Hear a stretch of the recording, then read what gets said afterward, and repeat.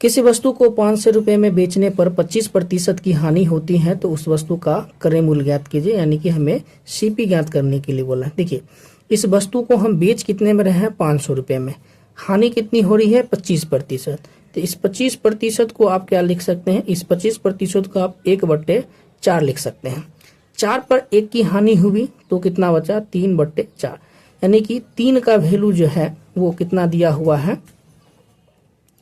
500 रुपए। तो 1 का वैल्यू कितना हो जाएगा, 500/3, और 4 की हमको ज्ञात करना है तो 4 से हम इसको भाग देंगे।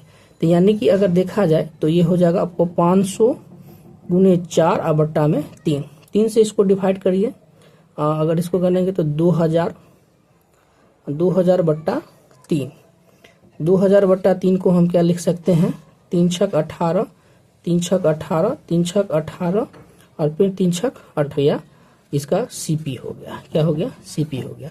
देखिए, प्रतिशत में एक बार ध्यान में रखिएगा कि अगर यहाँ पर हमें हानि की बात की रही है तो 4 रुपए पर 1 की हानि मतलब वस्तु 3 में बेची गई, ठीक है। और नीचे वाला जो होता है वो क्रय मूल्य हम मान करके चलते हैं, ठीक है। यानी कि 1 जो है ये हमें हानि को दर्शाता है, ये हानि को दर्शाता है, और 4 जो है ये हमारा सीपी हम मान के चले हैं। तो 4 पर हमें 1 की हानि हुई मतलब वस्तु 3 में बेची गई, 4 तो अभी भी है। तो 3 का वैल्यू कितना दिया हुआ था, 500, ठीक है। तो 1 का वैल्यू कितना हो जाएगा, 500/3, और हमें कह रहा है कि क्रय मूल्य, तो क्रय मूल्य तो हम इसी को मान करके चले हैं, ठीक है, सीपी।